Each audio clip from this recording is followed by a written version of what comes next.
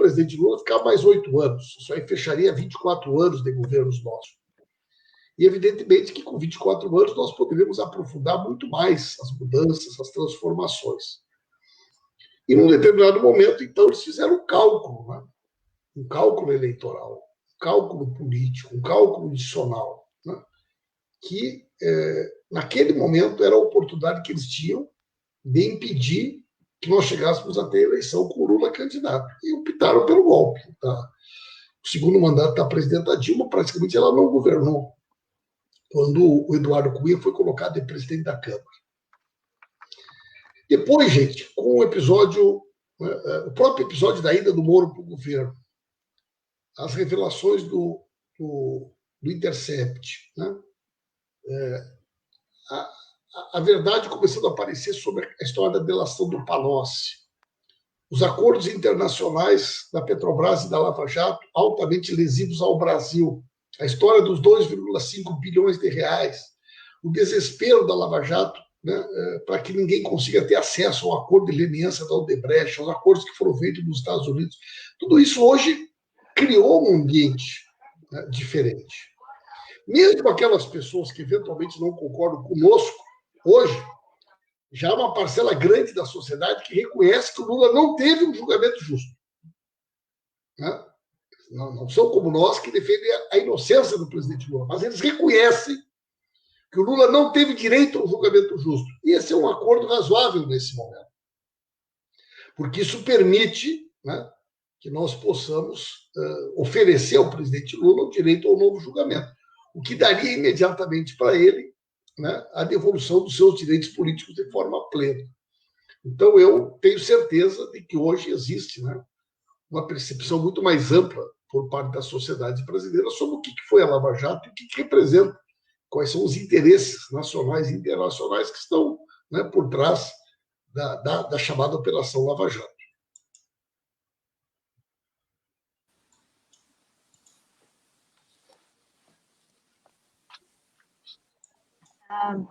Eu continuo, né? Sim, uma coisa que me impressionava muito, que eu acho que ficou muito estranho, que o triplex, na verdade, a comarca dele é em São Paulo, né? Então, é muito estranho que o processo do Lula acabou caindo lá no Moro, lá em Curitiba. Você acha que tem condições desse processo voltar para São Paulo? Eu acho que não é uma questão do processo voltar para São Paulo, né? Eu acho que nós precisamos, anulando o que aconteceu até agora, que eventualmente alguma investigação precisar ser feita, o próprio presidente Lula costuma dizer, né, que ele não está pedindo para ninguém para não investigá-lo, né? Na realidade, o que nós estamos assistindo, né? Eu não sei se vocês estão me ouvindo, pessoal? Sim. Né?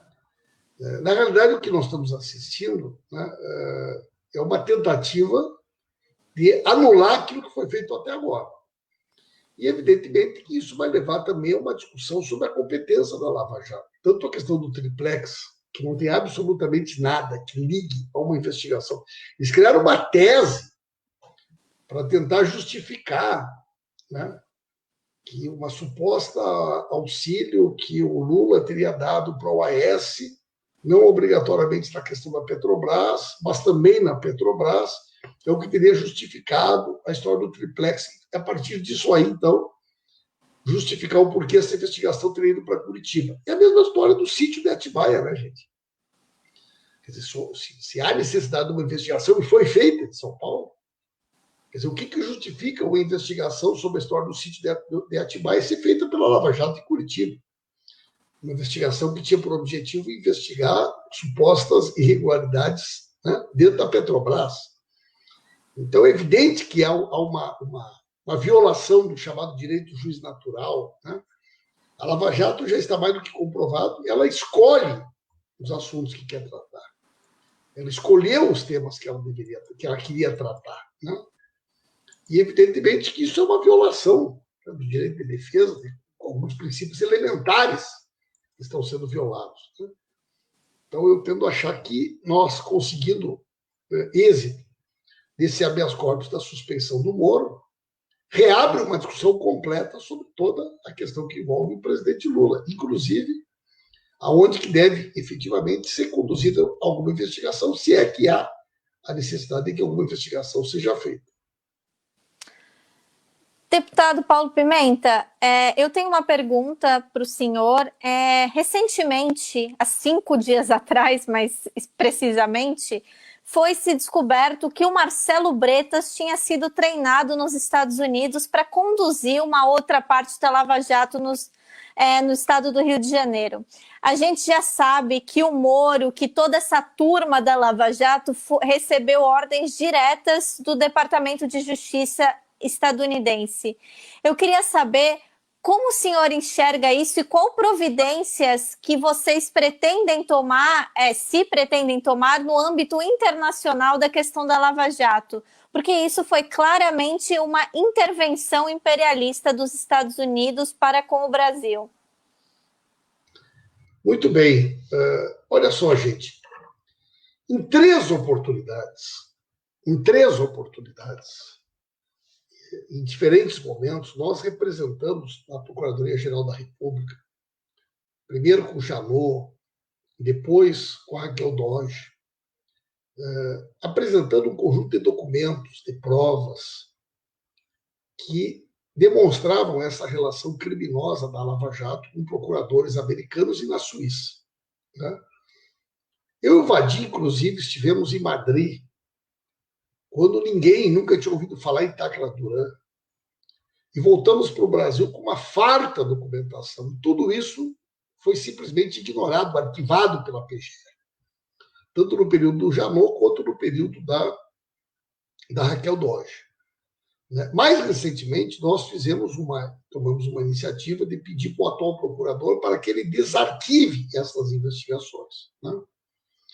Do ponto de vista internacional, todas essas informações que nós reunimos, essas documentações, elas embasam também as iniciativas, né, patrocinadas pelo doutor Cristiano e pela doutora Valesca, na defesa do presidente Lula, das denúncias que foram feitas, né, sobre a violação dos direitos humanos, tudo isso tem também como base boa parte dessa documentação.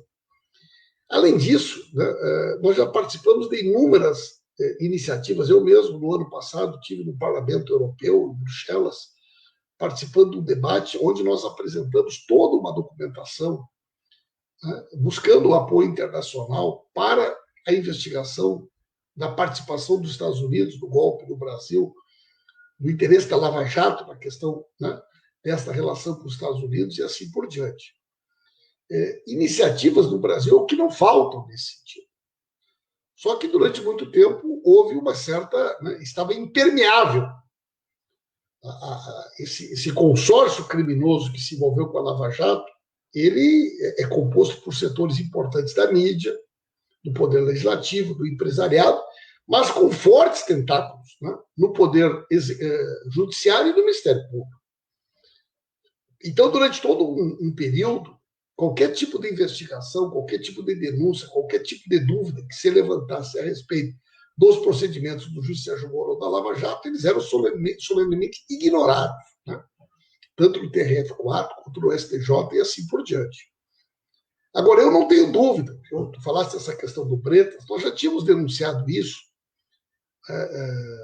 Nós temos um material que nós preparamos, um material muito, muito farto, que mostra de forma detalhada estas relações entre os procuradores americanos e os procuradores brasileiros. E isso não ocorreu só no Brasil. Se nós formos lá ver na Argentina, aconteceu algo semelhante, no Equador aconteceu algo semelhante, na Bolívia aconteceu algo semelhante. Eles tentaram fazer isso na Venezuela com o Guaidó, fizeram isso em países da América Central. Quer dizer, nós nunca tivemos no mundo uma decisão geopolítica com relação à América Latina e América do Sul que fosse direcionada para um país. Os Estados Unidos sempre entendeu a América como um quintal. Se nós pensarmos nos períodos que histórico, né, pós-Segunda Guerra. Nós vamos ver figuras como um Getúlio, como um Perón. Depois nós vamos ver as ditaduras em todos os países da América do Sul. Elas até tinham características particulares entre si, mas todas elas tinham a mesma matriz teórica, a mesma relação com os Estados Unidos. Então, se nós olharmos hoje para a América do Sul, hoje, o que a gente enxerga? Hoje, né? A Bolívia tentando resistir, a Argentina tentando voltar depois do desastre do Macri, a Venezuela que não se entrega, e o resto, todos os países, teve golpe, de uma forma ou de outra. No Brasil, no Paraguai, na Bolívia, no Equador. Né? Então, vejam bem, aonde nós ganhamos a eleição teve golpe. Nós nunca tivemos uma situação de os Estados Unidos ter uma política para um país da América do Sul. E não tenha dúvida que a descoberta do pré-sal ela precipitou esse processo todo. Quer dizer, vocês moram todos na Europa, né? Pelo menos quase todos, eu acredito. Há uma mudança conceitual do próprio capital em busca de ativos, né? De valor estratégico para a humanidade. Então, a questão da energia, né? O controle do petróleo, do gás, a Venezuela como a maior reserva de petróleo do planeta. Muitas pessoas não sabem, vocês aí estão acompanhando de perto, por exemplo, o debate sobre o carro elétrico. Né? O grande debate sobre o carro elétrico é a questão, né, da autonomia da bateria. A bateria do carro elétrico é a base de lítio. A Bolívia tem 50% da reserva de lítio do planeta. 50%. Há uma guerra entre projetos da Alemanha, da China e dos Estados Unidos para saber quem é que vai controlar o lítio da Bolívia. Achar que o golpe contra o Evo não tem nada a ver com o lítio, não é não entender o que aconteceu. Né? A questão da água. Quer dizer, só a bacia amazônica tem 26% da água potável do planeta, fora os aquíferos. Né? Nós temos uma forte produção de gás que envolve Equador, Bolívia, Argentina. Né? E nós temos uma coisa, gente, que nós somos a última fronteira agrícola do planeta. Quer dizer, quem além de nós tem condição de produzir alimento, de produzir comida para o mundo? Então, vocês imaginem, nós temos água potável, nós temos energia, nós temos capacidade de produção, nós temos, né, terra, nós temos tudo isso na mão de países governados por governos nacionalistas e de esquerda, os Kirchner na Argentina, Lula e Dilma no Brasil, Lugo no Paraguai, Evo Morales na Bolívia, Rafael Correa no Equador, né, Mujica no Uruguai, Chávez e Maduro na Venezuela. Isso é incompatível com a lógica do capital, da reestruturação do capital, né, neoliberal no mundo.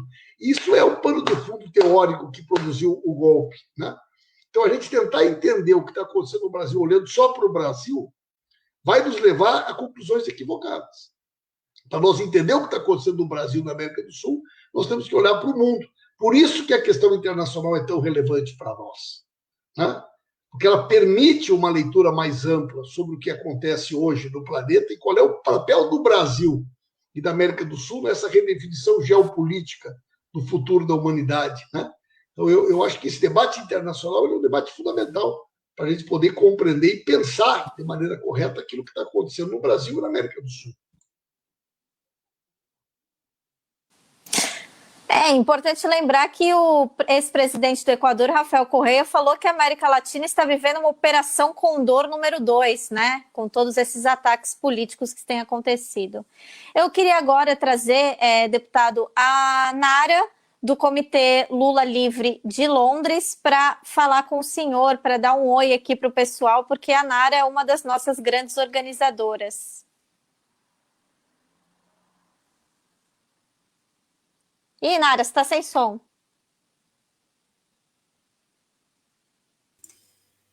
Oi.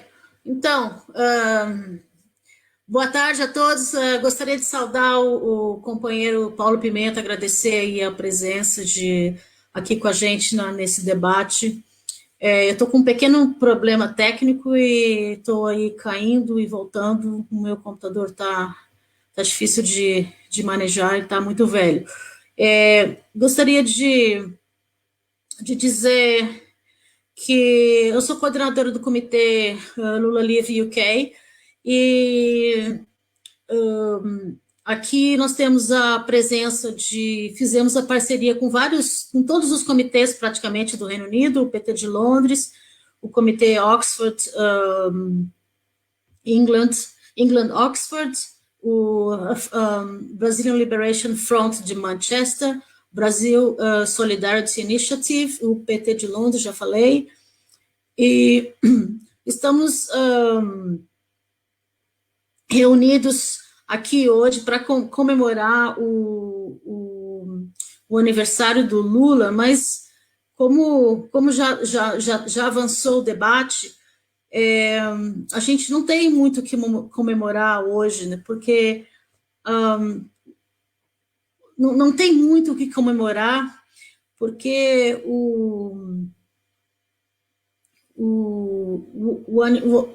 Lula hoje, nós estamos aqui conversando, o Lula está sendo julgado de uma forma perseguitória, está sendo perseguido pelo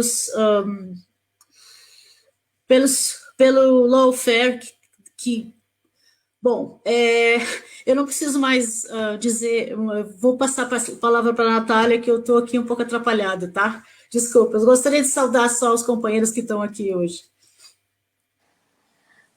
Não, é só para falar, Nara, obrigada por tudo, é só para falar que o STJ retirou de pauta o julgamento de recurso do Lula no caso Triplex, mas assim, 8 minutos antes do julgamento começar. Então, a gente vê que, além de toda essa perseguição, eles também fazem uma tortura psicológica com o presidente Lula. Sim. E com a sua equipe de defesa, né? Então, eu queria que o deputado Paulo Pimenta, ele falasse um pouco agora, porque a gente sabe que ele tem um horário apertado, eu queria que ele falasse um pouco o que ele espera, qual vai ser os próximos passos da luta do pessoal do PT do Brasil, né?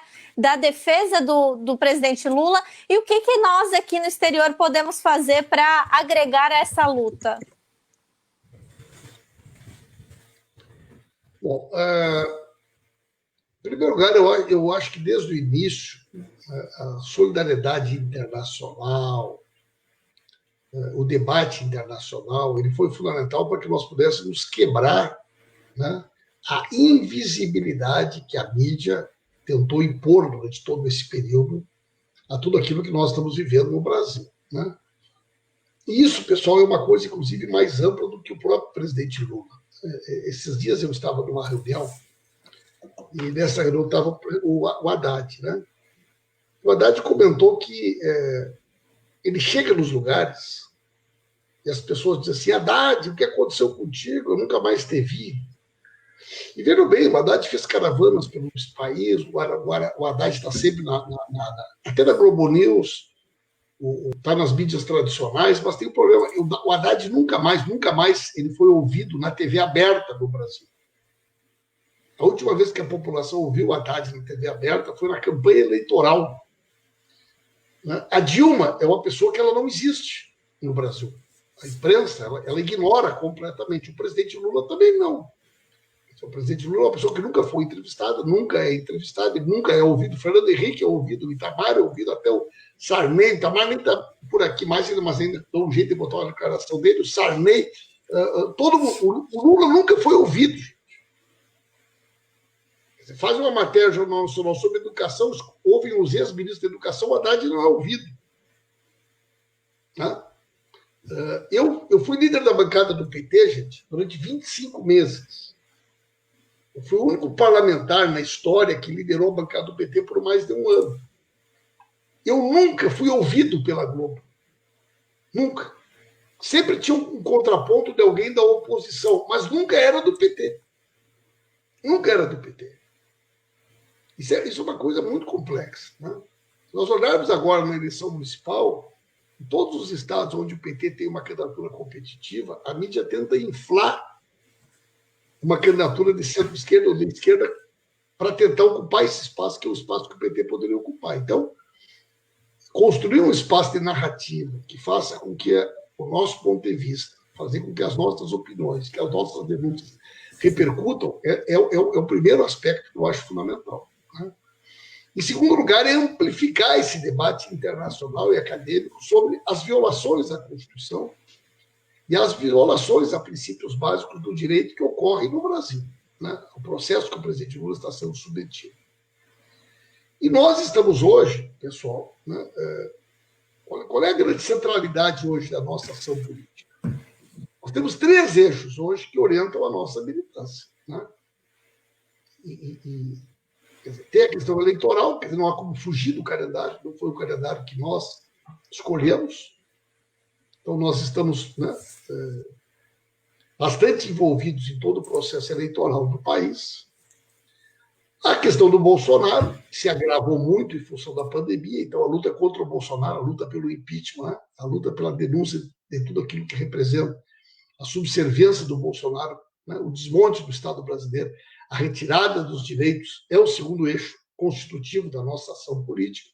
E o terceiro é a defesa do presidente Lula, a busca do julgamento no Supremo Tribunal Federal e o restabelecimento dos seus direitos políticos plenos. Eu acho que as ações políticas de vocês que estão fora do Brasil, elas devem se orientar também por esses eixos, né? E, evidentemente, que o Poder Judiciário, a própria mídia, ela responde ao ambiente do país. Eu quero dizer para vocês aqui, gente, eu sou presidente do PT do Rio Grande do Sul. Sempre fui o deputado mais votado do nosso partido no Rio Grande do Sul, mesmo, né, tendo uma postura absolutamente clara de enfrentamento à Lava Jato, de defesa do presidente Lula. Mas eu faço campanha de rua, eu faço campanha em parada de ônibus, eu faço campanha casa em casa. Agora mesmo, eu fiquei vários dias no interior fazendo campanha, com todos os cuidados. Há um ambiente que é totalmente distinto do ambiente de 2018 e do ambiente de 2016. O ambiente de 2016, e principalmente o ambiente de 2018, era um ambiente hostil ao PT, hostil à esquerda. Esse ambiente não existe mais. Não sei se vocês têm esse dado. Hoje, das 100 maiores cidades do país, as 100 maiores cidades, o PT, o PSOL e o PCdoB não governam nenhuma. O resultado da eleição de 2016 foi muito duro. A única cidade que nós ganhamos a eleição foi Rio Branco, no Acre. E o companheiro que era o candidato, era o prefeito, saiu para concorrer a governador. Hoje não tem nenhuma. Nós vamos sair dessa eleição com grande parte das 100 maiores cidades do país governadas pela esquerda. Na grande maioria pelo PT, mas algumas também pelo PSOL e pelo PCdoB. Eu não tenho dúvida disso, né? Quer dizer, se nós pegarmos, por exemplo, Rio Grande do Sul, não vamos nem falar das capitais. Nós temos chance de ganhar com a Manuela, né? O PT está na vice. Caxias do Sul, a maior cidade do estado, nós estamos liderando a pesquisa de primeiro e segundo turno. Vamos para Santa Catarina, Chapecó, temos uma grande chance de ganhar. Minas Gerais, qual é a maior cidade do interior de Minas Gerais? Contagem. Podemos ganhar a eleição no primeiro turno. Qual é a maior cidade do interior de São Paulo? Guarulhos. Nós vamos ganhar a eleição no primeiro turno. Temos condições de ganhar no primeiro ou no segundo turno. Vamos lá no norte, Santarém, no Pará. Vamos ganhar a eleição, uma das cidades mais importantes. Vamos disputar a eleição com chance real de vitória, né, no Recife, em Fortaleza, em Vitória, em Manaus. Vamos ganhar a eleição junto com o PSOL em Belém. Temos candidatura competitiva disputando em Palmas, no Tocantins, em Cuiabá. A Benedita está crescendo, a esquerda cresce em São Paulo. Nós vamos ter um resultado eleitoral muito expressivo. Então, eu entendo que nós vamos sair desse processo esse ano muito mais fortalecidos. A defesa do Lula, no combate ao Bolsonaro e no resultado eleitoral que nós estamos construindo.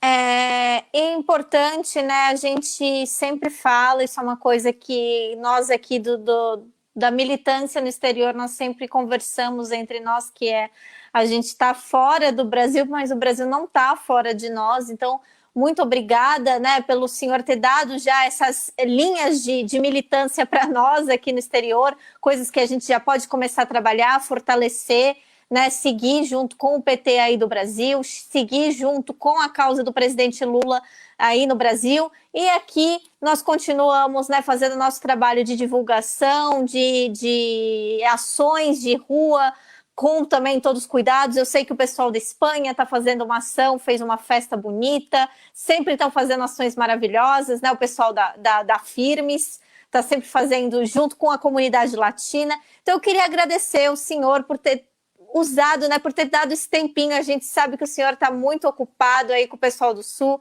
Ouvi falar que o senhor andou visitando meus amigos lá em Pelotas, o pessoal lá da Rádio Com, lá de Pelotas, sempre fala do senhor. Então, eu queria agradecer e desejar para o senhor um bom Lula Day, porque eu sei que a programação aí do Brasil também está ótima. Muito bem. Assim, pessoal, eu acho que nós temos um trabalho importante para fazer na América do Sul, na América Central, né? Eu tive a oportunidade de participar de eventos, né, na Argentina, na Nicarágua, na Venezuela, na Bolívia, né, junto com os chilenos, no Uruguai. É muito importante para nós essa mobilização, né, na América do Sul, na América Latina. Agora, sem dúvida nenhuma, o trabalho que vocês realizam é um trabalho muito importante. O ano passado eu participei de uma atividade, né, em Amsterdã, né, participei de uma outra atividade em Bruxelas, e já estive em uma outra oportunidade na França também, e em Madrid também, né, cumprindo agendas de denúncias sobre o que está acontecendo no Brasil, né, em Madrid e na França, no parlamento. Tive também, né, nessa atividade no Parlamento Europeu, levando todo um dossiê que nós preparamos sobre a participação dos Estados Unidos na Lava Jato. E temos que intensificar cada vez mais esse trabalho. Então, agora, depois que a gente tiver aí, infelizmente, a gente está assistindo aqui os números da pandemia voltando com muita força na Europa, né? Mas assim que a gente puder ter o chamado novo normal, nós queremos cada vez mais estreitar essa parceria com vocês para garantir essa mobilização, essa troca de informações, e a gente possa cada vez mais, né, intensificar, né, esse trabalho. Então, de minha parte, agradeço muito a vocês. O canal da Resistência está sempre à disposição, né? Nós criamos essa rede de páginas que envolve YouTube, Facebook, Twitter, né? O Renato Simões e outros companheiros e companheiras que estão aqui comigo no canal da Resistência. Sempre que vocês precisarem, as nossas páginas estão à disposição de vocês. Isso garante uma visibilidade boa, né? A gente tem uma presença razoável hoje, né, nas redes aqui no Brasil. Então, aqui está à disposição esse meu espaço aqui, que a gente construiu, que está transmitindo toda essa... Hoje, o dia inteiro, nós estamos transmitindo o dia inteiro hoje. Ele é um espaço nosso, né, que foi construído para isso. Está inteiramente à disposição de vocês. Então, companheiro, eu só gostaria aqui, em nome do Comitê Lula Livre, e eu gostaria de agradecer a sua presença e já aproveitar a oportunidade e já deixar um convite para a gente fazer um trabalho aqui no Reino Unido, que a gente tem sempre condições de organizar alguma coisa dentro do parlamento.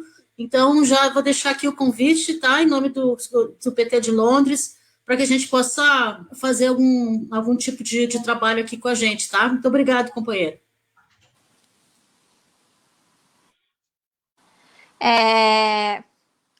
Paulo... Eu devo estar aí no dia 6 de dezembro, eu devo estar...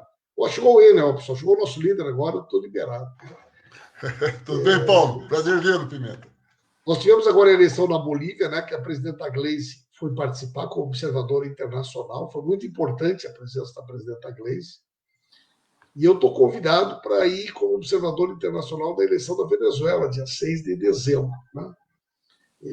Então, tudo aquilo que tiver a nosso alcance aí, nós estamos à disposição. Quando aparecer uma viagem para o Reino Unido, aí tem que pedir para o líder me escalar, né? Senão eu acabo indo só nas pedreiras. Sem chance, sem chance. Ô, líder, solzinho tá forte no Paraná, hein? O Pimenta, não é o que está forte é a campanha. Você também, estou vendo que você está bem bronzeado. Aí a campanha para prefeito e vereador é rua, né? Rapaz, essa mudança da data, a campanha para 15 de novembro, ela levou a campanha mais para dentro do verão, né, bicho? Ela ficou mais quente, né, cara? Nós estamos um calorão de rachar. E está, para quem está nos ouvindo aqui, desculpe a falta de educação, né? Aqui é boa tarde, aí é boa noite a todos e todas, mas a campanha está, não sei se o Pimenta falou sobre isso, mas está muito boa.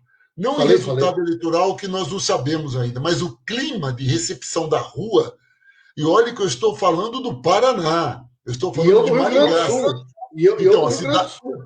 a minha cidade é a cidade do Sérgio Moro, para você ter uma ideia. E mesmo assim, a campanha não que a gente vai ganhar, mas que a campanha está boa e a população está nos recebendo muito bem. Está muito gostoso mesmo, está muito bom. Um abraço, pessoal. Presidente, líder, um abraço para ti, um abraço para Um você. abraço, Pimenta. Prazer vê-lo. Pimenta, um momentinho, antes de sair, eu Um queria dar abração. um olá.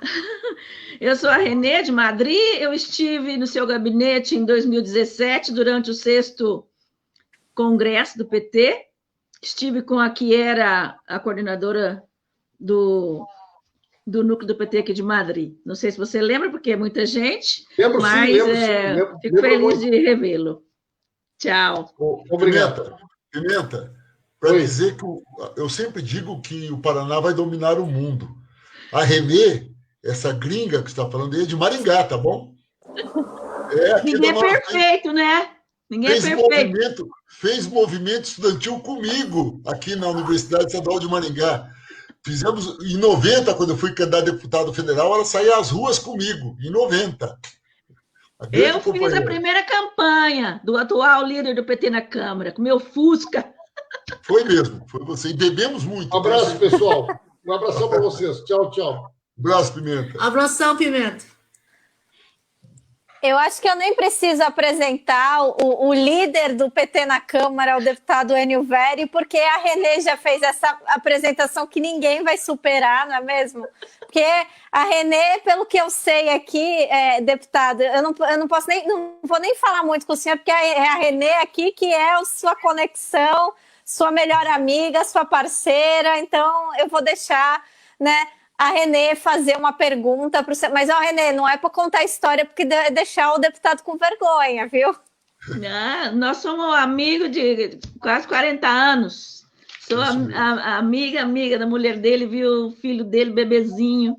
Bom, então eu vou perguntar, não vou conversar, porque quando eu quero conversar com ele, eu ligo e ele conversa. E ele pode estar numa reunião que ele me atende. Bom, deputado, nós sabemos que o presidente Lula rompeu paradigmas, tanto na economia como nas políticas sociais. E a minha pergunta é sobre a influência do governo Lula e do próprio Lula na democracia mundial.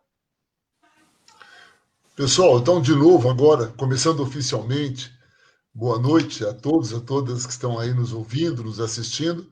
Renê, é um prazer vê-la novamente, conversar com você. Não é brincadeira, não. Nós somos amigos há 40 anos. Nós começamos a militância muito jovens ainda. E a Renê é da mesma área que a Neuza, minha esposa, que estudaram juntos na universidade. Eu sou da área de economia, então fizemos muita política juntos. Eu gostaria de dizer que, com certeza, o Pimenta recolocou que essa data é muito importante, né? O aniversário do presidente Lula. E, até por formação, talvez o Pimenta faça uma análise diferenciada, porque, como um jornalista, o Pimenta acaba fazendo até uma relação pessoal do Lula enquanto um ser humano fantástico, enquanto uma pessoa comprometida com as mudanças sociais e, principalmente, como fundador do segundo maior partido de esquerda do mundo. Tudo isso é verdade, mas eu prefiro olhar o Lula como um símbolo, até para não personalizar demais a figura, senão a gente acaba fazendo um pouco aquela prática stalinista. Mas eu vejo que o Lula representa para o Brasil é algo assim histórico e por décadas nós vamos ter que estudar, aprofundar para entender exatamente o que foi esse período da presidência do Lula e logo depois da Dilma. Olha, é comum as pessoas que têm uma visão da economia à direita, ou aquelas pessoas que não têm muito a visão econômica, acharem que o Estado brasileiro, e aí estou falando da União, ele é como uma empresa, ou como você na sua casa. E aí dizem que é a mesma coisa. O que quer dizer isso? Quer dizer o seguinte, olha, você tem, na sua casa, você tem um mês que você estourou todas as contas, você precisa colocar as suas contas em dia, e para tal, é preciso que você abra mão do lazer, abra mão do remédio, da compra de roupas, para organizar suas finanças, para depois retomar uma certa normalidade. Eu estou dizendo isso porque a direita chegou um momento que ela teve a seguinte concepção: o Lula um dia terá que ganhar a eleição. Então, que seja logo. Essa é a visão da direita. E por que é importante que o Lula ganhe logo as eleições? Porque se ele investir tudo na economia, ele vai ser um fracasso nas políticas sociais. Se ele for muito firme nas políticas sociais, ele estoura a economia. Todos tinham certeza que tinha essa separação da política econômica e da política social. Me parece que aí está o primeiro rompimento de paradigma, onde o Lula e o PT e todos os partidos aliados enxergaram que é possível, sim, você ter um processo de transição econômica para uma política econômica de distribuição de renda, de justiça social, ao mesmo tempo ampliando as políticas de inclusão. Isso não é uma coisa simples, né? A garotada que estudou economia nos livros tradicionais, normalmente de origem americana, nunca ia entender isso. E isso, sim, é um primeiro aspecto que eu acho que vale a pena ser ressaltado dessa alteração. E como é que você faz isso? Como que você rompe esse paradigma? É romper um outro pacto ideológico sobre o papel das empresas e do capital. Não que o Lula tenha rompido com o capital, antes que a gente abra depois um debate aí fundamentalista. A verdade é que o Lula ele fez uma coisa que o PT defendeu em todo o seu tempo de vida: inversão de prioridades. Normalmente, nos governos antes de Lula, Fernando Henrique para trás, eles tinham a seguinte concepção: é a mesma concepção que Bolsonaro e Paulo Guedes têm hoje. É preciso retirar os custos das empresas, porque as empresas podem, tendo menos custos, pagando menos impostos, tendo mais incentivos, elas podem crescer mais, contratam mais e a economia cresce. Essa concepção, que é uma concepção de direita da economia, fez com que, historicamente, até 2002, o que acontece? O Estado brasileiro ficasse a serviço do setor chamado, entre aspas, produtivo, do empresariado, sempre incentivando o empresariado com redução de impostos, com redução de tributos, com incentivos, com juros subsidiados, mas isso não gerava mais emprego. Isso gerava aumento de lucro, concentração de renda e, consequentemente, exclusão social. Esse é o segundo aspecto. O Lula ele desenvolve uma política de transição, mas uma política que ele faz exatamente o contrário. Ele aumenta a demanda. Ele investe no mercado interno. Investir no mercado interno, como é? Aumento real do salário mínimo, isso é fundamental. Aumento real do valor das aposentadorias. Política de incentivo à agricultura familiar. Mesmo política de incentivo ao agrobusiness, ao agronegócio, que também cresceu muito. Uma política de motivação na ciência. Embora nos governos de hoje as pessoas não fazem essa relação, no Brasil, quem não conhece a realidade brasileira, no Brasil, a iniciativa privada não investe em pesquisa e desenvolvimento. Quem investe em pesquisa e desenvolvimento no Brasil são apenas as universidades públicas. Só tem ciência na universidade pública. As universidades privadas não fazem ciência, elas dão aula. E as empresas não têm laboratórios de P&D, de pesquisa e desenvolvimento. Não tem. Ou seja, é a universidade que faz isso. Na medida que o governo Lula investiu mais recursos na pós-graduação, no número de pós, nas pós para o exterior, na pesquisa, além do ensino e a extensão, o que você vai ter é um incentivo desse tipo de pesquisa, e com essa pesquisa a indústria desenvolveu-se e melhorou sua competitividade, tanto interna como externa. Se nós pegarmos aqui uma fórmula muito simples, que não é muito comum, é a fórmula do PIB. PIB é o Produto Interno Bruto. O Produto Interno Bruto brasileiro, ou a fórmula do PIB no mundo, você leva em conta os gastos do governo, a poupança das famílias, o consumo das empresas e a diferença entre exportação e importação. Ora, acontece que gasto das famílias representa 70% do PIB. O que é que o Lula fez? Investiu no mercado interno.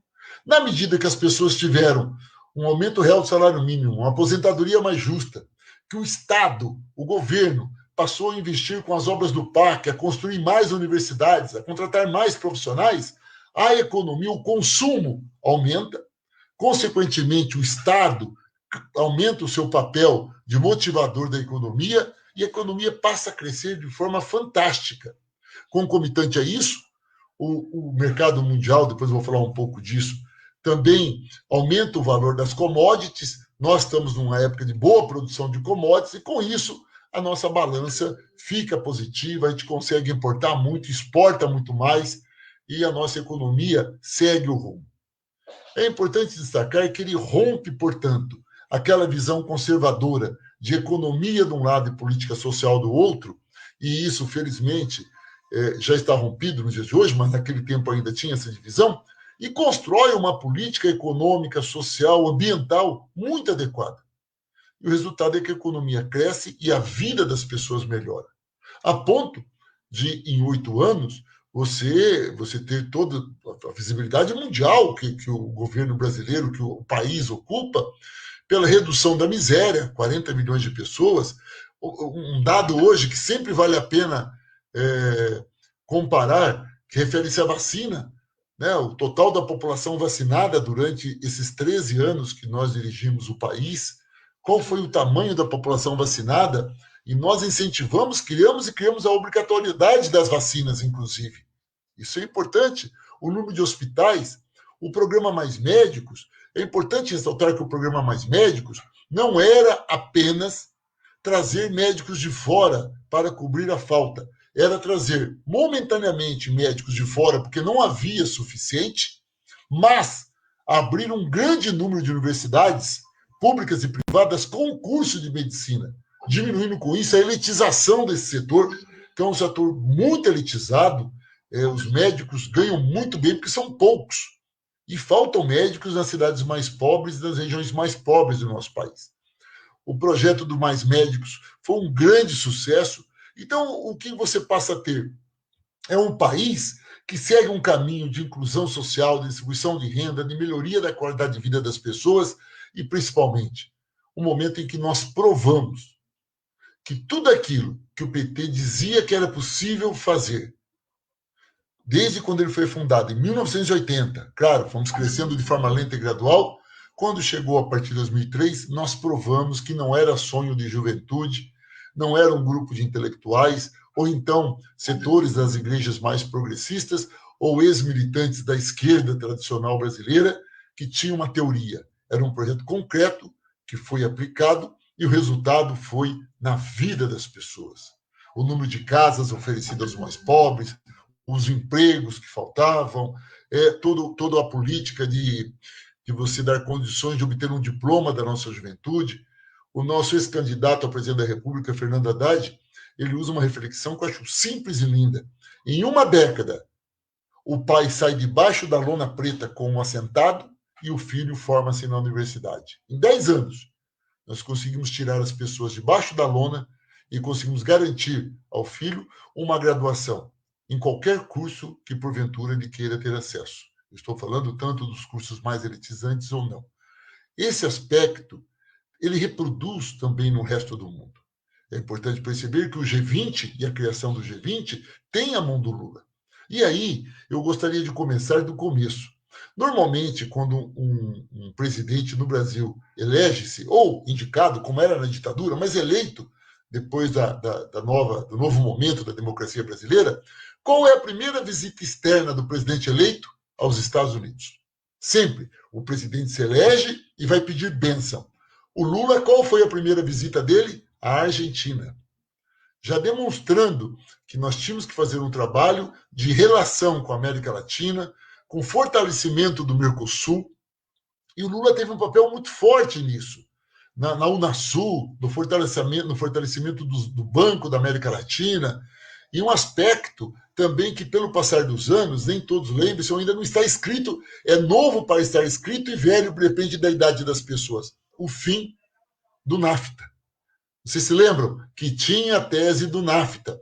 Quando o Lula assume, era muito forte, porque o Fernando Henrique avançou muito com a proposta do NAFTA. O NAFTA não era só o Canadá, Estados Unidos e México. A ideia era que era toda a América vinculada com uma única moeda, vinculada como um único país, à luz do que seria a União Europeia. Nós sabemos que seria uma farsa. A União Europeia é um debate de integração pós-1945, que tinha como prioridade a paz e que foi evoluindo. Aqui não. Aqui a integração das Américas nada mais era do que uma bandeira de subordinação efetiva e final aos Estados Unidos. Eu digo efetiva e final porque, de fato, ela ainda é muito forte, mas aos Estados Unidos. E foi o Lula, de maneira muito elegante, porque não houve um rompimento, ele apenas mudou de assunto. Ele mudou de assunto, não falou mais nisso, ninguém lembrou. Ou os nossos embaixadores lembravam, mas o Paulo Henrique Amorim, desculpe, o Celso Amorim, né, também não lembrava, ele cumpria muito bem esse papel, e a verdade é que foi uma pauta que nós vencemos. E o Lula, ele passa, por conta das suas políticas internas, de rompimento de paradigmas em todos os sentidos, mas a sua presença no cenário internacional, primeiro na América do Sul, depois entendendo o papel que tinham os Estados Unidos nessa relação de subordinação, procurando parcerias na África. Lembre-se disso, é importante. Ele não seguiu o destino dos aviões dos grandes líderes brasileiros. O avião dele seguia outros caminhos. Ele não ia para o alto, ele ia para o paralelo. Então, essa integração sul-sul também rompeu paradigmas. Quando diziam que ele era um caixeiro viajante, vocês devem lembrar-se disso, ele vendia o Brasil. Aliás, é importante, não porque o que ele fez é novo no mundo. Os Estados Unidos, o presidente dos Estados Unidos sempre é um caixeiro viajante. Vocês sabem disso. O presidente dos Estados Unidos é um vendedor. Aliás, é um ditador, porque ele impõe sobre as outras economias subordinadas os interesses do capital americano e das empresas americanas. O Lula é novo no Brasil fazer isso. Transformar as nossas relações internacionais em espaço de relações culturais, políticas, mas também de integração. Por isso, nós tivemos um grande aumento das nossas vendas para a América Latina, para a Argentina, mas também para a África, para o Líbano. Ora, a gente vendeu muito para o mundo árabe, vocês se lembram disso? Aliás, nós crescemos muito as exportações, eu quero falar aqui do Paraná, que é o frango, que é esse tipo de coisa, isso tudo saiu das negociações do Lula. Então, nós temos, concretamente nesse período, um período de crescimento das relações sul-sul, o aumento do papel do Brasil nas grandes negociações do mundo, inclusive o Lula sendo ouvido em momentos de guerra ou em momentos de conflitos internacionais, o Lula colocando ali o seu dedo e emitindo a sua opinião e, principalmente, sendo respeitado. Sendo respeitado. Isso implica que nós conquistamos, dentro da própria elite brasileira, o respeito. Não que a elite gostasse de nós. A elite nunca gostou e nunca admitiu. Aliás, esse é um aspecto importante para conversarmos hoje, nessa reflexão que fazemos do dia do Lula. A elite, ela nos engoliu. Primeiro porque a elite ganhou dinheiro também, né, gente? Eu não vou ter um discurso aqui, né, um discurso de enganação. O setor financeiro ganhou dinheiro, a indústria ganhou dinheiro. Agora, eles queriam ganhar mais. E o Lula teve um papel fantástico, depois da presidenta Dilma, de conter o setor especulativo. É importante lembrar que o setor financeiro, mesmo ganhando dinheiro, nunca gostou do Lula. E a queda da Dilma está ligado, se vocês pegarem quando a Dilma colocou o Banco do Brasil e a Caixa Econômica para baixar a taxa de juros, para forçar com que os bancos privados baixassem a taxa de juros, vocês começam a ver avançar o processo de impeachment contra Dilma. Então, a política que nós desenvolvemos foi uma política marcante para a história desse país, nesses 520 anos. Nós marcamos a história, nós provamos que em nosso país tem todas as condições de fazermos um país que tem um tamanho continental geograficamente, mas um país mais justo. Não é o país que particularmente eu queria como militante e líder de bancada de um partido socialista. Era um governo que não tinha essa característica, mas era um governo de forte direção para a redução das desigualdades regionais e sociais. E isso, ele cumpriu o papel. Era um governo de impor o Brasil também nas decisões internacionais, respeitando o nosso tamanho, aquilo que nós produzimos e a qualidade do nosso povo. Isso também nós conseguimos. E talvez, por todos esses acertos que nós tivemos, é que tem ocorrido o golpe aplicado contra Dilma. Nesse sentido, e nesse desenho que eu fiz de forma muito rápida das nossas relações e do nosso rompimento de paradigmas, tanto internos como externos, e o espaço que nós conquistamos, é importante ressaltar as dificuldades e o atraso da elite brasileira.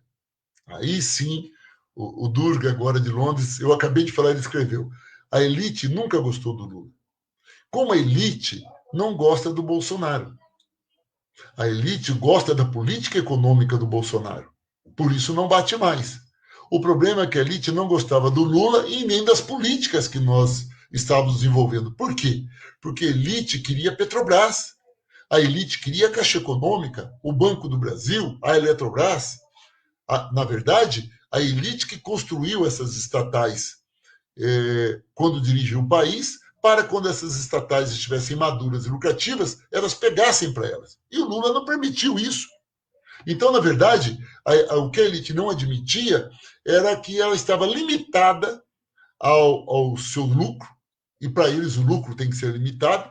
Eles tinham dificuldades com a margem de lucro na medida que o desemprego estava absolutamente reduzido e no governo Dilma, então, eliminado. E com isso, o percentual da folha de pagamento que participava do orçamento da empresa estava subindo, diminuindo a sua margem de lucro. Nem eles podiam também baixar os salários porque não tinha mão de obra adequada. Não esqueçam que era um momento que faltavam engenheiros, faltavam profissionais de áreas hoje que, coitados, estão desempregados, como da física, da matemática, da estatística. Naquele momento faltavam esses profissionais. Faltava, e aí aquele crescimento gigantesco dos institutos federais, das universidades federais, de novos campi, exatamente para atender isso daí. E aí, por não gostar, por não admitir e por querer ganhar mais, é que nós podemos entender todo o processo que houve de marginalização. E aí, eu vou trabalhar de forma muito rápida, porque eu tenho certeza que o Pimenta trabalhou sobre isso, porque ele é um especialista, ele dedicou a liderança, quando ele foi líder nosso da bancada no ano passado, à defesa do Lula. É dentro desse cenário que a gente pode entender o que foi a Operação Lava Jato. Ora, o que foi a Lava Jato? A Lava Jato foi a repercussão política e jurídica do descontentamento da elite. A elite não podia admitir mais tudo isso que o Lula fazia, tinha que destruí-lo. Aí você tem a Operação Lava Jato como um instrumento, junto com os meios de comunicação, destacando aí a TV Globo, como instrumento para ampliar e aumentar as mentiras que a Operação Lava Jato fez, com os exageros que ela cometeu, com desrespeito à Constituição brasileira, que foi gigantesco, mas teve o apoio dos bancos, teve o apoio dos grandes meios de comunicação e teve o apoio do judiciário, se não ao todo, uma boa parte do judiciário. Era preciso destruir Lula e era preciso destruir o PT. Daí o tamanho que a Operação Lava Jato chegou.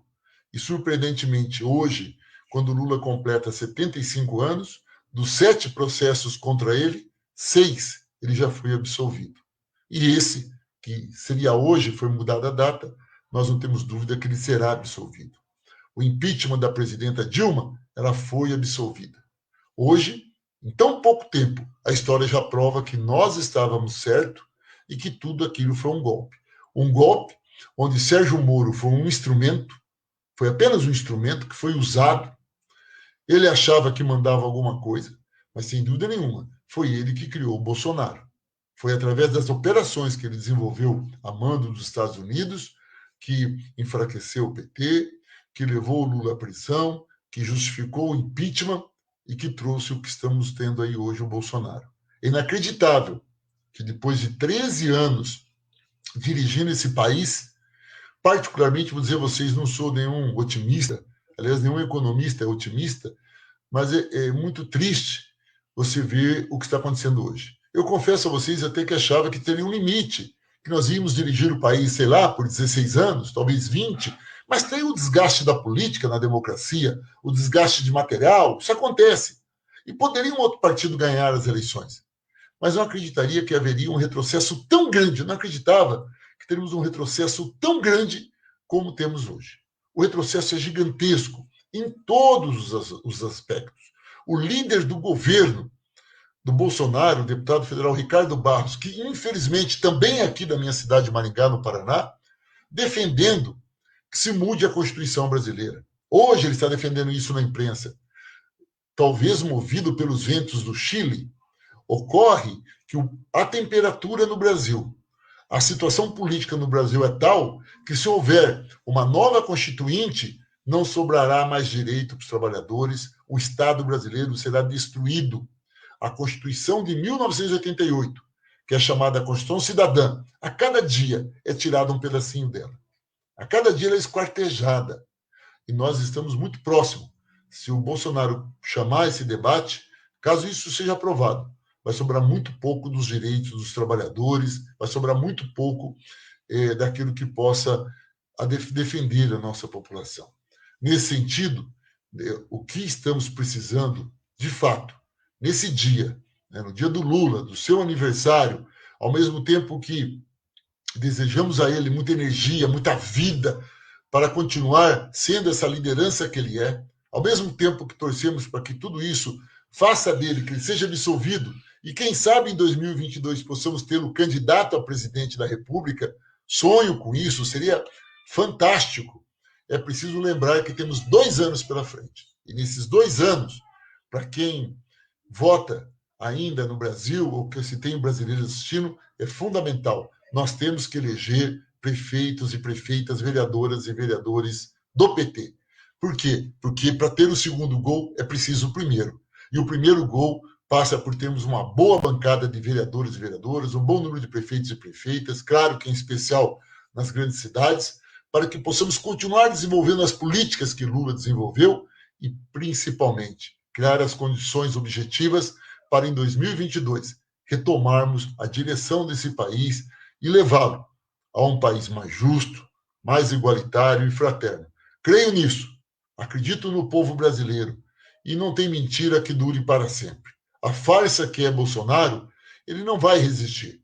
Hoje, Bolsonaro resiste porque ele ficou mudo. Percebam isso. Quando ele viu que seus filhos estavam ameaçados de ir para a cadeia, ele calou-se. Mas ele não vai resistir a tudo isso. Não vai, e quando acontecer a próxima vez, o povo estará esperto e a mudança será inevitável. Por isso, eu encerro aqui, me coloco à disposição de vocês para alguma pergunta, com um único grito. O grito de parabéns ao Lula, viva o Brasil, viva o povo brasileiro e, principalmente, internacionalizando esse grito. A classe operária é internacional. Grande abraço para vocês.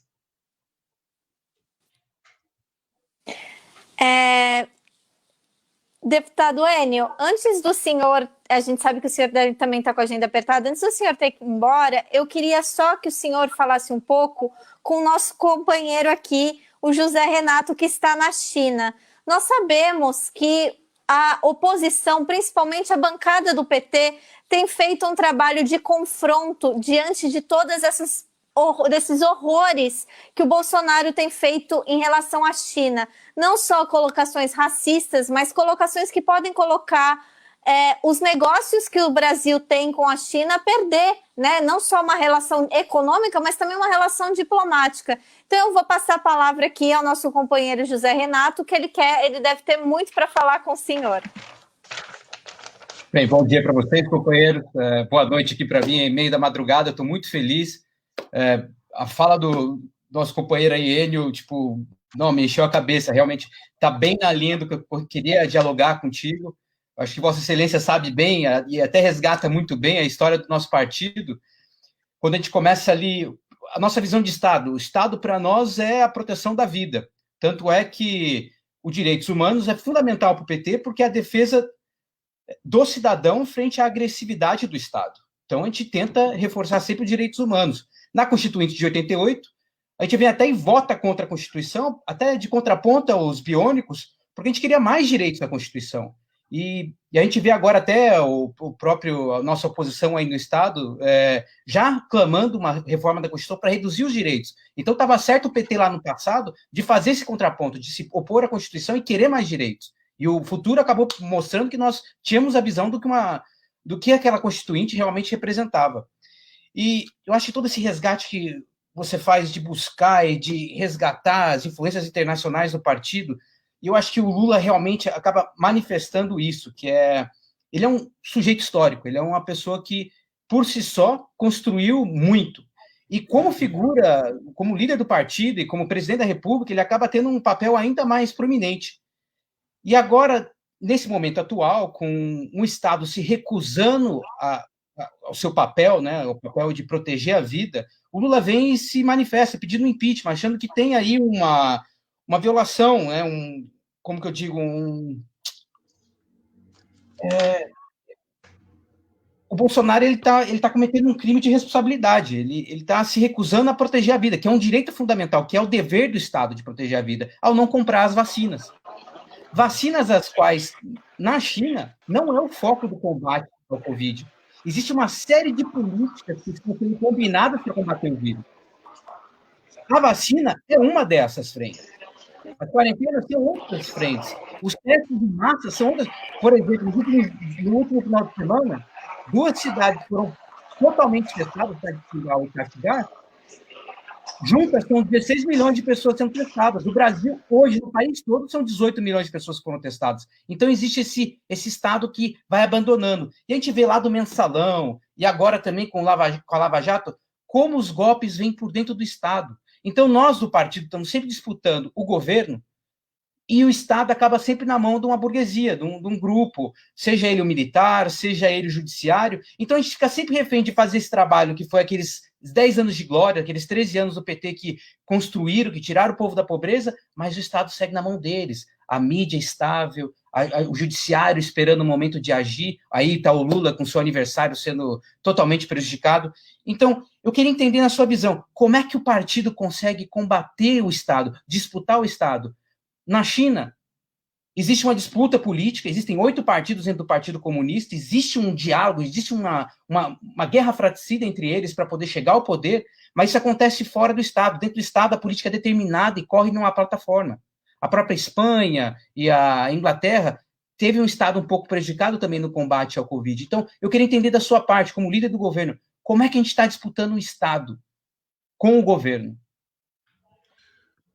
Natália, me parece que, antes de eu responder, me parece que a Maria Dantas está com pouco tempo. Você quer deixar? Acho que é importante ouvi-la, depois eu respondo ao Vitor Renato. Sim.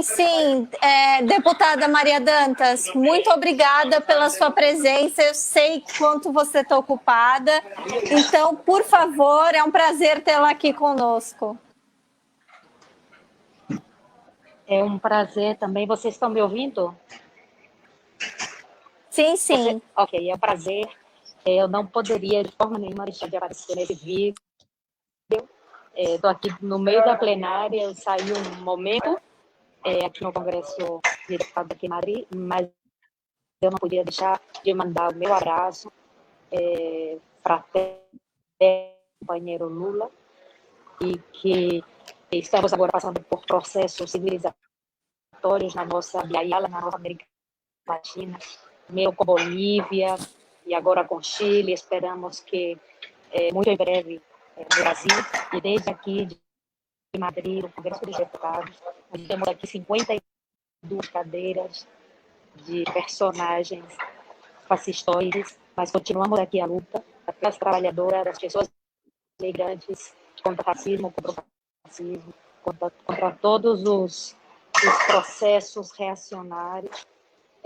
E mando um abraço imenso para todo mundo dos comitês, para todos os meus e as minhas amigas do Partido dos Trabalhadores. Agora, infelizmente, eu vou ter que voltar, porque a gente vai ter que votar, e a gente está no meio do debate. Beijo enorme, Lula. Vida larga, vida longa para você, Lula. Muito obrigada, deputada, e obrigada por lutar contra o fascismo, porque é uma luta mundial, não é mesmo? Então, muito obrigada e força e boa luta para você aí. Obrigada, nossa Maria. Você é nosso orgulho, Maria, aqui na Espanha. Obrigada, você é nosso orgulho. Bora, Vox. Obrigada. Bora, Bolsonaro. Obrigada, Maria. Eu Te também, amamos. Muito obrigada. Tchau. Obrigado. Tchau. Retomo agora, Natália? Sim, isso pode retomar, deputado, Olha, por favor. o que o José Renato coloca é uma coisa importante. Só lembrar você, Zé Renato, que você me chamou de excelência. Entre nós do PT não existe isso, tá? O termo excelência é a direita que usa. Nós somos companheiros, então é Enio. O meu nome é Enio. Primeiro, você pegou a essência. Tá? O debate hoje no Brasil é o papel do Estado.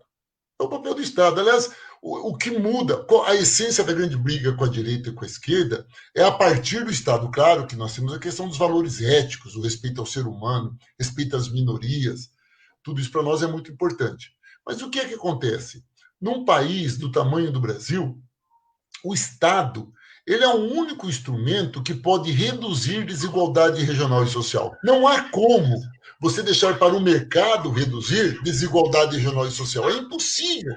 Muito bem. E como é que o Estado faz isso? Através das estatais.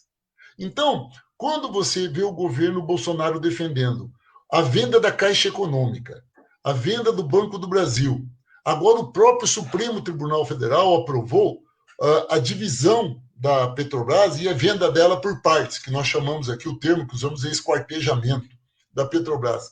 O que você está fazendo? Você está reduzindo, ao eliminar as estatais, você reduz o papel do Estado enquanto grande instrumento de atendimento à população mais pobre.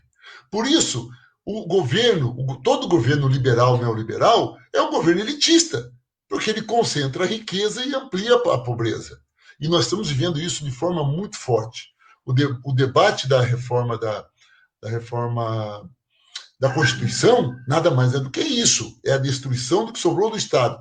E, depois do golpe aplicado contra Dilma, para cá, todo mês aparece uma proposta de emenda à Constituição, uma PEC, para reduzir algum direito da população. Nesse sentido, nós sempre defendemos o papel muito baseado na visão de Estado do historiador, né, do filósofo marxista Antônio Gramsci.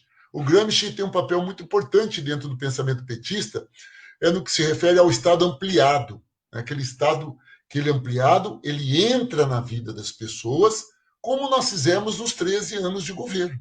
Ou seja, o que fizemos nos 13 anos de governo foi ampliar o papel do Estado e reduzir a miséria, e ouvir a população, que é uma questão que eu não citei, e corro o risco de ficar muito economicista, mas quantos congressos, quantos eventos na saúde, na agricultura familiar, com mulheres, da comunicação, pela democratização da comunicação. Erramos alguns, acertamos outros, mas a população participou e mudamos muito.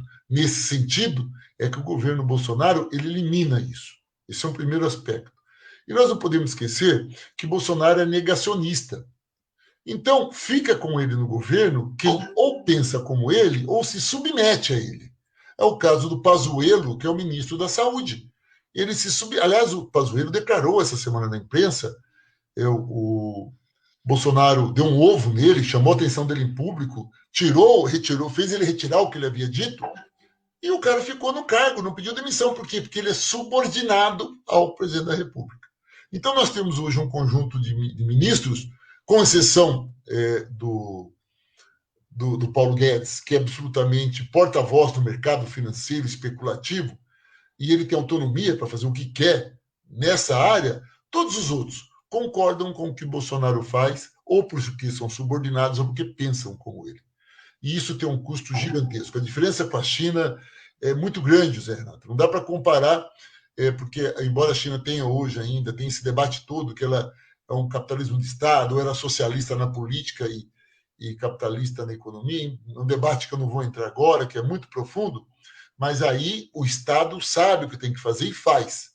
Na proteção não só na vacinação, como você lembrou muito bem, mas também no isolamento social, na defesa da vida. Aqui a vida não é prioritária. Não é. Veja o número de pessoas que estão infectadas e o presidente da República continua agindo como se tivesse acontecido nada. Já são 157 mil mortos. Está diminuindo porque chegou no platô, vai começar a diminuir, mas porque é a doença, não porque houve alguma coisa. E aqui no Brasil, eu não sei se você tem acompanhado de perto, o grande mérito aqui são dos governadores e prefeitos. indiferente do partido, quais sejam os partidos, o PT só tem 4 governadores, 3 governadores e uma governadora, os governadores têm trabalhado muito, estão muito endividados, mas têm feito um trabalho muito bonito de proteção. Essa é a verdade, têm feito um trabalho bonito, tem que ser respeitado, indiferente do partido, e estão fazendo um trabalho certo. Que se dependesse do presidente da República ou do Estado, aí sim você ia ver que não ia sobrar nada do povo. Aí sim seria um genocídio. E, por fim, nós vamos entrar com mais um pedido de impeachment. Vai chegar nos 60, né? Nós estamos montando um por conta das vacinas, que ele diz que não precisa, e essas besteiras que ele fala. Então, o que nós estamos fazendo agora é entrando com mais um pedido de impeachment contra ele, em todos os partidos de oposição, exatamente pela manifestação dele, pela indiferença que ele está tendo em relação às vacinas. E as vacinas são determinantes em qualquer parte do mundo, em especial aqui. Então, rapidamente era isso, gente. Eu vou ter que pedir desculpas para vocês, mas eu estou à disposição, uma outra oportunidade que vocês precisarem, acharem que eu posso contribuir nesse debate, contem comigo, não só comigo, a nossa bancada é composta, aumentou um deputado agora, foi cassado um deputado de outro partido, e vai vir o deputado Léo. Léo, ele é do Acre, um advogado, professor da Federal, da Universidade Federal do Acre, um grande companheiro que assume a semana que vem. Então, nós somos hoje 55 deputados e deputadas à disposição para o debate e para a luta, lógico, no dia a dia aqui na Câmara dos Deputados. Contem conosco. Muito obrigada, deputado, e pode ter certeza, se o senhor não puder vir, a Renê traz o senhor aqui para nós. Se a Renê pedir, é uma ordem. Estarei aqui. Um abraço. Um abraço. Tchau, beijo. Tchau. Bom, eu acho que a gente está todo mundo aqui bem, como disse o José Renato, né, com a cabeça cheia de pensamentos positivos, pensamentos de luta. Muitos podem até estar estranhando, porque hoje não estou aqui na minha capacidade de jornalista, estou aqui na minha capacidade de militante, então é uma emoção, é uma luta pessoal, é uma emoção pessoal que eu estou sentindo aqui junto com todo mundo, né? E até porque a gente sabe que o presidente Lula, ele tem um significado pessoal para cada pessoa, apesar de tudo que ele fez pelo povo brasileiro, cada um carrega ele dentro de si, dentro do seu coração, dentro da sua vida, de uma maneira diferente, não é mesmo? Então eu queria trazer, já que a gente teve todo esse papo político, né, todas essas conversas com muito densas, né, com muito assunto, queria trazer um momento de descontração. Vamos trazer um cordel agora, uma poesia, para a gente ficar bem, para a gente ficar de boa, para a gente também, né, lembrar um pouco, para nós que estamos aqui no exterior, lembrar um pouco, bater palma um pouco, saudar um pouco a nossa cultura brasileira. You need some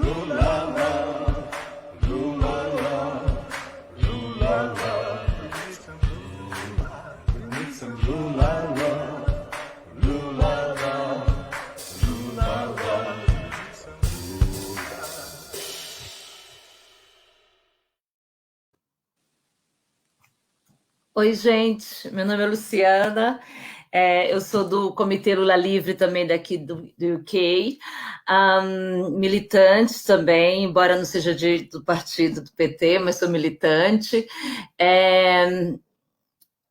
maranhense, então o cordel faz parte muito da minha infância e juventude. Então, e eu vou ler um cordel desse livro, né? Literatura de Cordel, da minha amiga Nara, entendeu? Que me emprestou. Lula, o presidente do povo. O autor é Fernando Paixão. Então, vamos lá. Peço a musa da poesia que ilumine a minha mente, para que eu possa expressar tudo o que meu peito sente, para homenagear Lula, nosso presidente.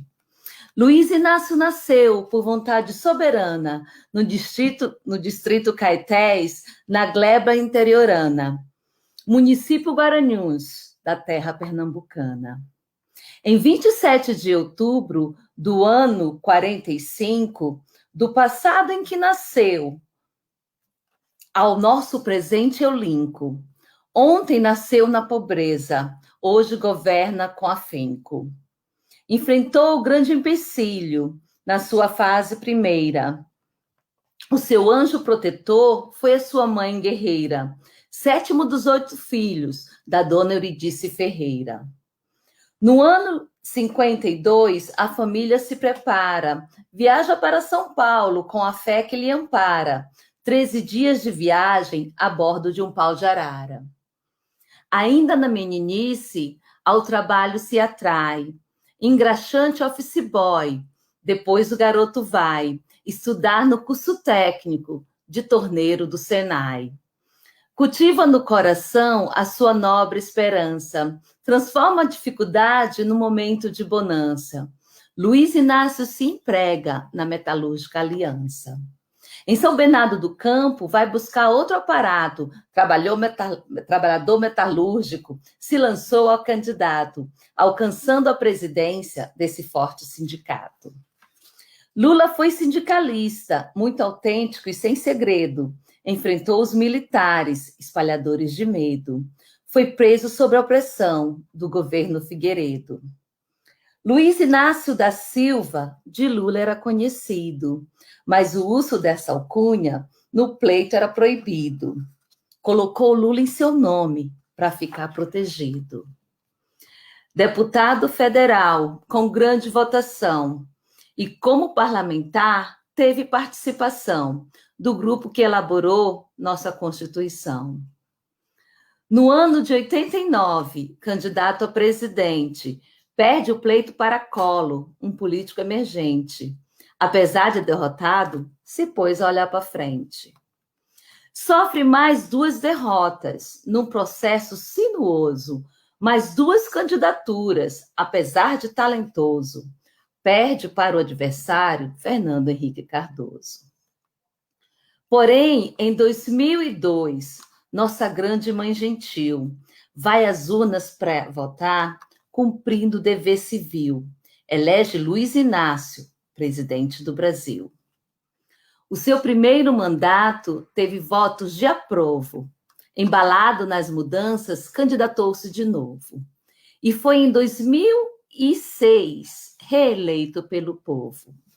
Lula gerou mais empregos, o desemprego caiu, controlou a inflação, o superávit subiu, criou o Bolsa Família e a população sorriu.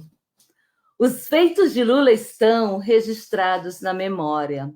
Um líder reconhecido, de fantástica trajetória, que lhe fez o presidente mais popular da história. Viva Lula! Lula lá! Muito obrigada, Luciana. Foi lindo, foi emocionante.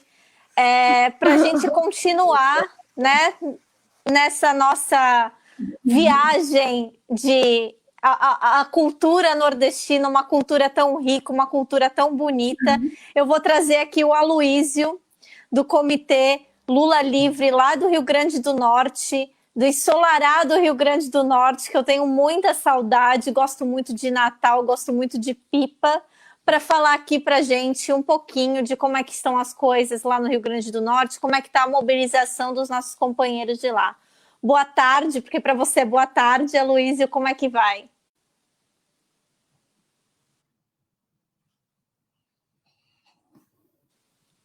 Aloísio, seu microfone.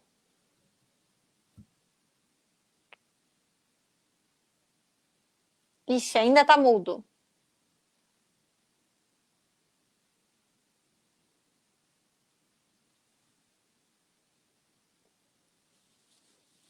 Tá mudo ainda.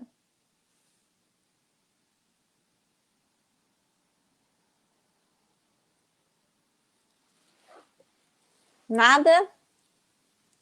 Bom, vamos trazer o Gabriel aqui, enquanto a Aloísio tenta entrar e sair de novo, e aí a gente vê isso aí do microfone, pode ser? A gente traz o Gabriel aqui para falar um pouquinho da...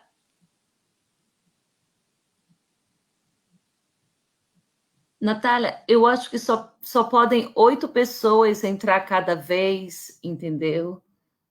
Não, o Gabriel já está aqui. Ah, o Gabriel, desculpa. O Gabriel já está aqui. Senão até ia sair. Não, o Gabriel já está aqui. Pode ser, Nara? Então, Gabriel, por favor, a palavra, enquanto a Luiz entra e sai, depois a gente tenta ver isso aí, pode ser? E o Gabriel, que é do comitê lá do Lula Livre em Manchester, vai contar para a gente um pouco da experiência dele na militância do exterior. Olá, boa noite. Vocês estão me ouvindo? Olá? Vocês estão me ouvindo, Natália?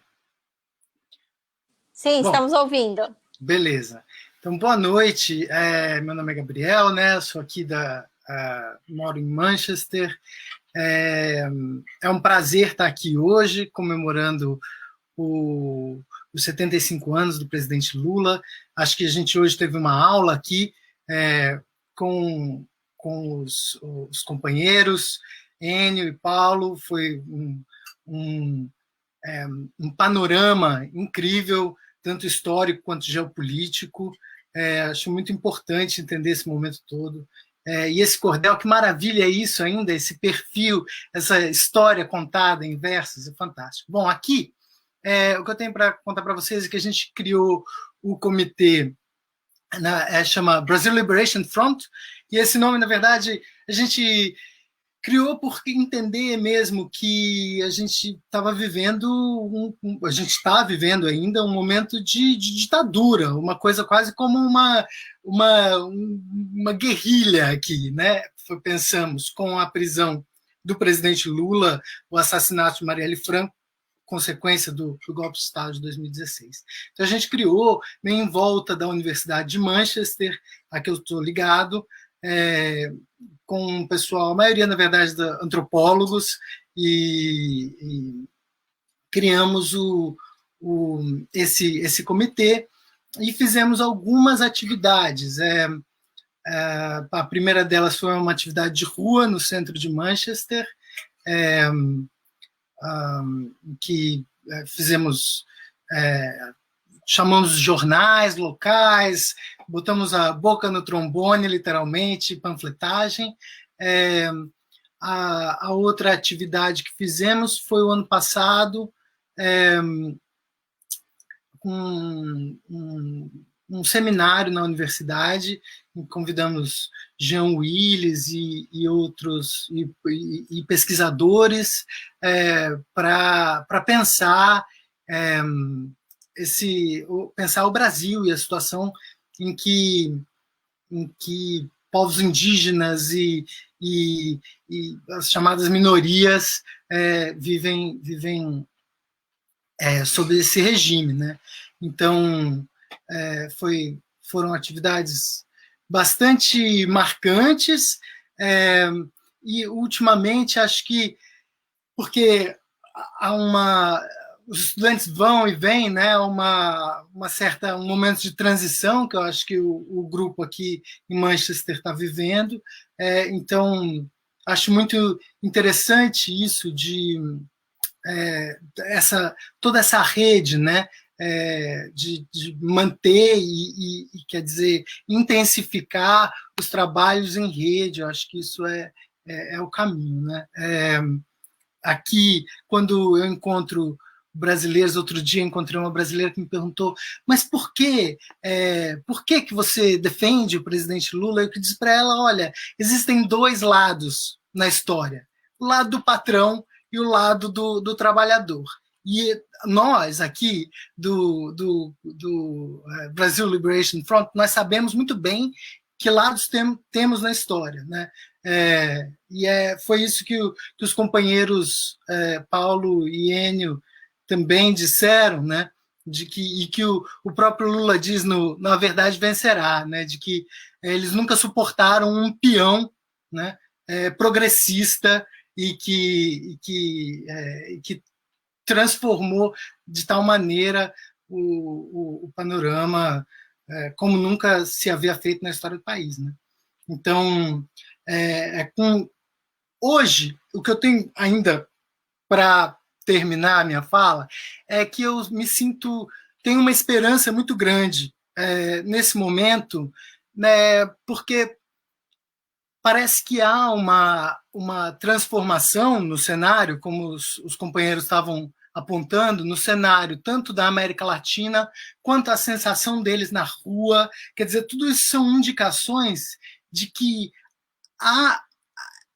em algum momento há uma transformação, né? E acho que o Lula, como já era em 89, né?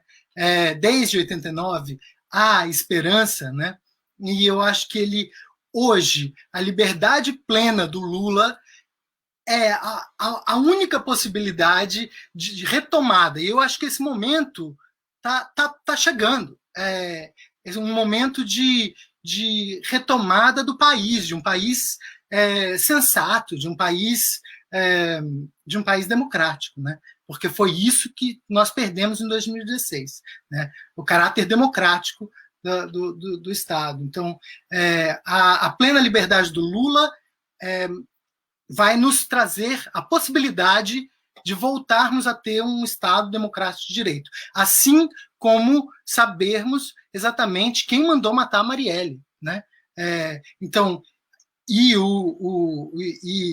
a absolvição da Dilma, ela, como disse o companheiro, ela aconteceu, a Dilma foi absolvida, mas ainda é preciso rever historicamente são 3 momentos que estão por serem revistos, e com isso nós temos a possibilidade de retomada histórica da democracia brasileira, né? Então, enquanto isso não acontecer, nós estaremos aqui juntos lutando contra esse Estado autoritário que se instalou, que tomou o poder em 2016.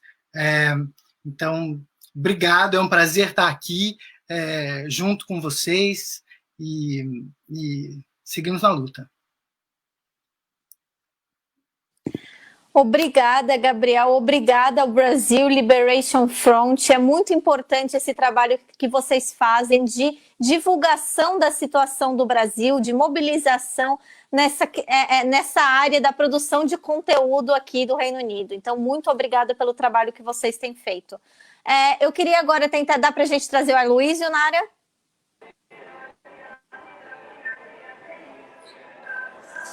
Fala Boa agora, tarde, Nara. Companheiro Aloysio. Pode falar. Agora, estão ouvindo, gente? Todo mundo está te ouvindo. Muito boa tarde. Valeu, companheiras, companheiros.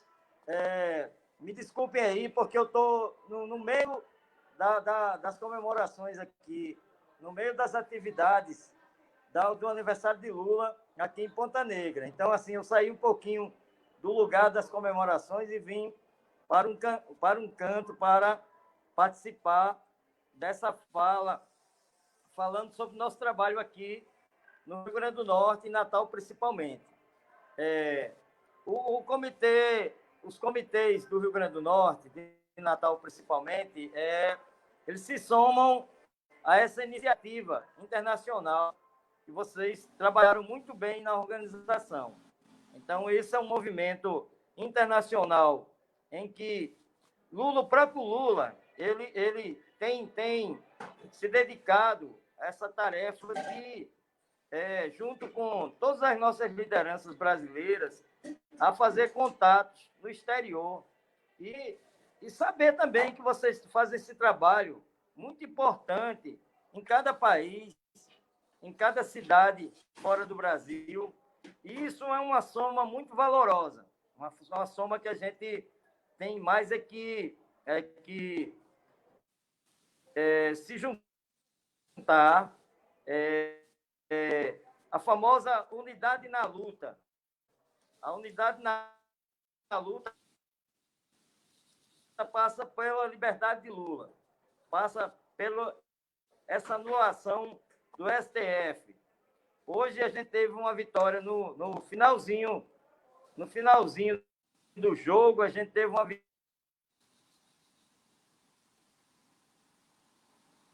Ixi, eu acho que você travou. Tá ouvindo, Aloysio? Gente, acho que o Aloysio travou. Nara deve estar resolvendo os problemas técnicos. Gente, acho que como eles estão comemorando, ele está em um lugar que deve estar usando 3G, 4G, não sei. Ele até caiu. Bom, se ele conseguir voltar, ele volta, senão nós continuaremos seguindo aqui com as nossas atividades.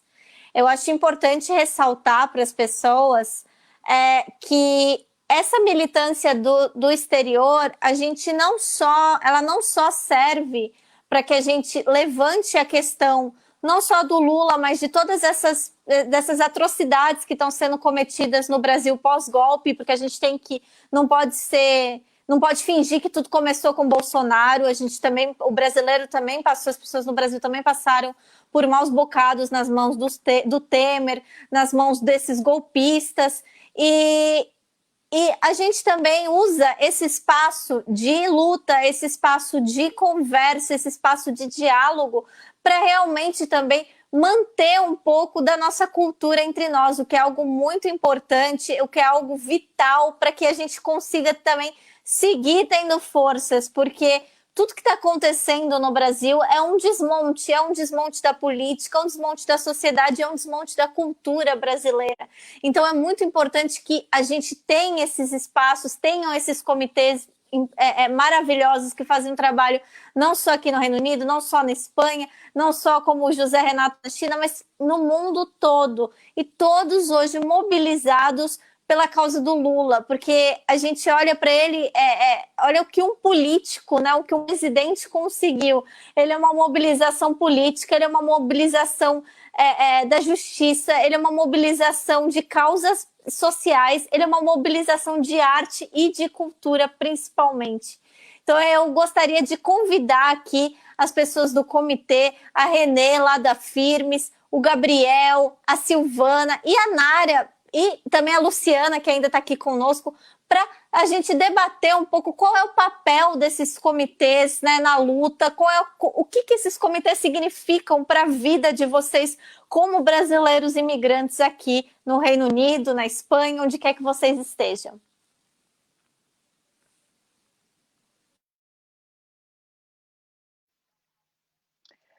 Bom, aqui na Inglaterra, no Reino Unido, tem vários comitês, e eu comecei com a Nara, e como eu moro um pouco mais longe que ela, achei melhor também ter um aqui em Oxford. Então, aqui nós temos muitos brasileiros que moram aqui. Então, antes da Covid, eu ia sozinha ou ia acompanhada, levava a bandeira do Brasil, levava a faixa do Lula.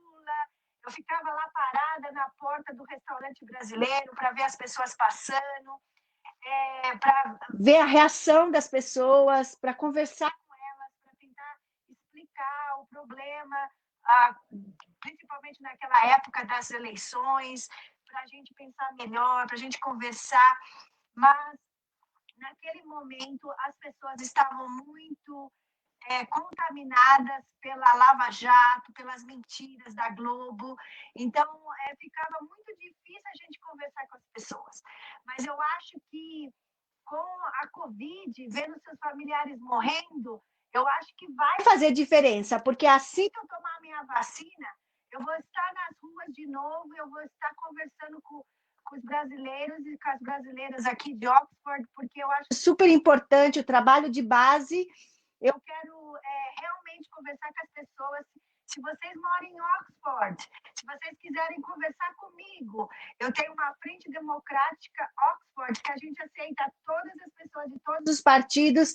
Entre em contato comigo, que a gente vai conversar. A gente vai ver aonde foi que o PT errou. Vamos conversar, vamos ver. Porque, olha, gente, eu queria um dia poder conversar com vocês a respeito como que os governos petistas ajudaram a gente a viver melhor no exterior.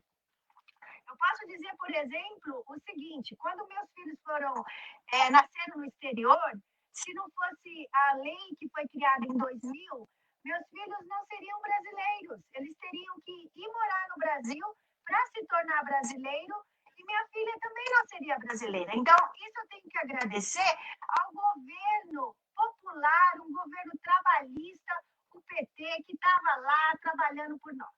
Então, eu vou deixar os outros amigos também falarem um pouco do seu comitê, mas, olha, entre em contato comigo, vamos trabalhar, vamos ver, porque não podemos deixar o Bolsonaro ganhar em 2022.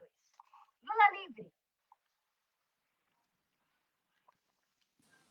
Muito obrigada, Silvana. É importante a gente ouvir de você a sua experiência aqui de militância, né? Agora eu queria convidar alguém. Renê, você quer falar como é que é a sua experiência aí na Espanha, como é que tá? Eu acho que é importante que você fale um pouco para a gente, traga um pouco, né? Já que a gente já teve muita gente aqui do Reino Unido falando, vamos ou então a Luciana antes, porque estão me falando aqui que ela está indo embora. Então vamos trazer a Luciana para falar um pouco da experiência dela de militância aqui no Reino Unido, de militância internacional. Eu prefiro que outras pessoas falem, porque eu já tive bastante oportunidade hoje. Se tem pessoas que não falou ainda, eu prefiro que eles falem. Ô, Renê, obrigada, gente. Eu também tô com uma criança assim, que não é tão criança, já tem 10 anos, mas está ali, mamãe, vamos ler, vamos ler, vamos ler. Então, eu também tenho que ir, já são 9 horas aqui as crianças dormem cedo, tá? Não é no Brasil que a gente bota as crianças para dormir 11, meia-noite. Aqui as crianças dormem 9, 10 horas no máximo. A minha, pelo menos, porque tem algumas dormem às 8. Então, a minha experiência aqui, a Nara me convidou para a gente fazer algumas manifestações. Eu sou artista, eu faço performances também. De vez em quando a gente vai para frente da embaixada, né? Eu toda vestida e, enfim, a última semana eu fui com a Marielle toda com uma saia enorme de arco-íris, né, dançando pela Amazônia. Então, a gente faz muita... É importante a gente continuar fazendo. Por quê? Porque é uma voz, assim, é algo que...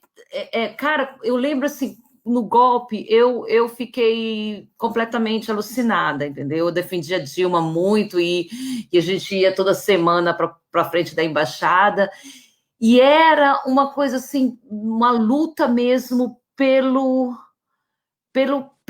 que ainda restou, pelo que ainda resta, sabe? De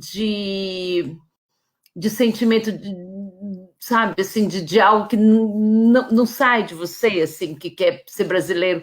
Eu estava conversando eu fui ao Brasil há pouco tempo, e meu tio, bolsonarista, que horror, e falando para mim assim, olha, vocês têm que se acostumar, o Bolsonaro tá aí, é a volta da família, assim. Eu me acostumar, eu falei para ele, eu me acostumar, eu moro lá em Londres, entendeu? Eu não tenho que me acostumar, entendeu? Mas eu tô lutando porque eu não quero que você e sua filha, eu tô lutando para que tua filha tenha uma educação, eu estou lutando para que, sabe, vocês... O arroz está R$30, sabe? Sim, o arroz está R$30, gente. Então, assim, quilo de arroz. E aí, assim, você vê que não tem como não lutar, não tem como ficar calado. Eu acho, assim, que se você vê o país indo para o abismo, você que ama o teu país, você que é brasileiro, você precisa soltar o verbo, botar a boca no mundo, sabe, e convidar, e isso é parte não só do teu patriotismo, que assim, não é assim, nós somos brasileiros e, sabe, é isso, mas assim, eu sou uma cidadã do mundo também, não é só isso, mas é uma coisa de civilidade, entendeu? Para mim é algo assim, sinceramente, do que o governo brasileiro tem fazendo com o povo brasileiro é algo assim imoral, é algo de civilidade mesmo. Você, assim, eu me coloco na pele da mãe do Miguel, entendeu? eu me coloco na pele da esposa da Marielle. Então, é uma coisa de empatia também, e de civilidade, porque, assim, cara, aí, se você não lutar, se você não brigar, se você não ir à frente, o que você vai fazer? Né? O que você vai fazer? Então, assim, para mim é mais uma... Para mim chega a ser até terapêutico, sabia? Fazer campanha, fazer performance, porque é algo que me impulsiona, eu fico feliz depois que eu vou para uma manifestação. Tudo bem, que pode até não acontecer, pode ser que não, sabe, mas para mim eu estou fazendo a minha parte, entendeu? Então, assim, é algo assim que me deixa feliz, saber que eu estou